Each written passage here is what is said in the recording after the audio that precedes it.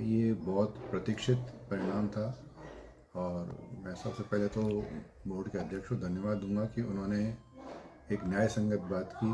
सबसे पहले तो उन्होंने अपनी जो स्पेशल अपील की हुई थी जोधपुर में उसको वापस लिया और एक मतलब बोनाफाइड एक्शन लिया जिससे कि एक सही अभ्यर्थियों को सही न्याय मिल सके। उसके बाद एक्सरसाइज करके पूरे परिणाम को संशोधित करके दोबारा से जारी किया गया है।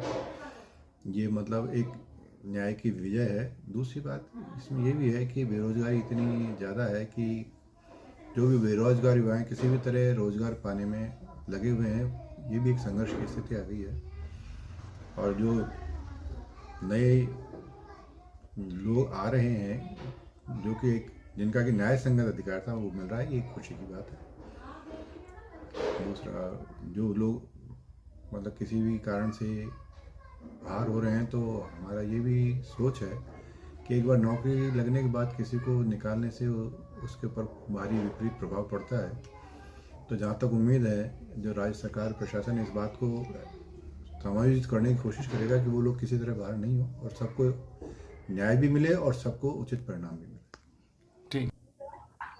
नमस्कार। देखिए, L2 level 2 teacher grade 3rd में जो अलग अलग सब्जेक्ट्स में रिवाइज्ड रिजल्ट जो आया है उसमें कल जो सर्वप्रथम जो रिवाइज्ड रिजल्ट आया है वो साइंस, मैथमेटिक्स, पंजाबी और उर्दू में आया है। हर सब्जेक्ट में तीनों जो सब्जेक्ट्स के कल रिवाइज रिजल्ट आए उसमें प्रश्नों में बदलाव हुए हैं और बदलाव के साथ 2 गुने का परिणाम आया है। अब जो कैंडिडेट्स इसमें आए हैं वापस उनका डॉक्यूमेंट वेरिफिकेशन होगा और उसके बाद फाइनल उनका वो सिलेक्शन होगा। सर, लंबे समय तक ये हाई कोर्ट में भी चला था मामला, विवादित प्रश्नों की को लेकर आपकी तरफ से याचिका लगाई गई थी, उसके बाद रिवाइज परिणाम आया। इसमें चयनित शिक्षकों को भी कहीं ना कहीं डर सता रहा है बार होने उसको ले। देखिए, फरवरी 2023 के महीने में इसका एग्जामिनेशन हुआ था और मई के आखिरी में और जून के पहले हफ्ते से इनके फाइनल रिजल्ट्स आना स्टार्ट हुए थे 2 गुना के, जिसमें उन्होंने पहली बार फाइनल आंसर की वो रिलीज़ करी थी, जिस आंसर की में करीब-करीब सारे ही सब्जेक्ट्स में L2 के में क्वेश्चंस में ऑब्जेक्शंस थे याचिकाकर्ताओं के और जोधपुर और जयपुर दोनों ही जगह याचिकाकर्ताओं ने रिट्स दायर की थी।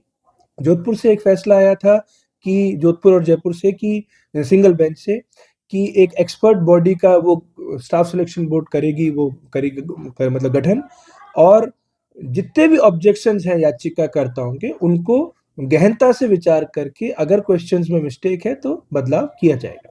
उसके बाद जो स्टाफ सिलेक्शन बोर्ड था जोधपुर में खंडपीठ में उन्होंने इस फैसले के खिलाफ वो अपील दायर करी, जिस अपील में हम लोग पक्षकार बन के उस अपील को विड्रॉ किया वहाँ से, क्योंकि हमने जब क्वेश्चंस पे बहस करी तो रिप्लाई नहीं थे।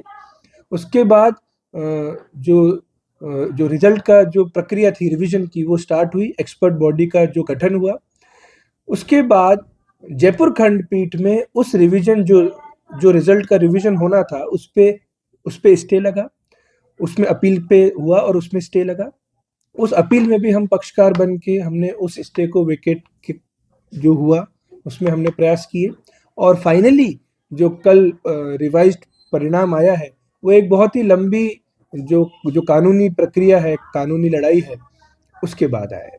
रही बात जो शिक्षक चयनित हो गए हैं, बिल्कुल हमारा पूरा मत, हमारा पूरा पक्ष यही है कि जिन भी शिक्षकों की नौकरी लग गई है इन 1.5 साल में उनको कतई ना हटाया जाए और सरकार की भी, इलेक्शन बोर्ड की भी और न्यायालय की भी यही मंशा है कि कोई भी चयनित शिक्षक अपने पद से ना हटे, जैसे भी करके सरकार उन शिक्षकों को भी वो अकोमोडेट करे, क्योंकि पद भी अभी बहुत सारे शेष रह रहे हैं, वैकेंट पद अभी भी हैं। तो मेरे हिसाब से शायद किसी भी शिक्षक की नौकरी नहीं जाएगी।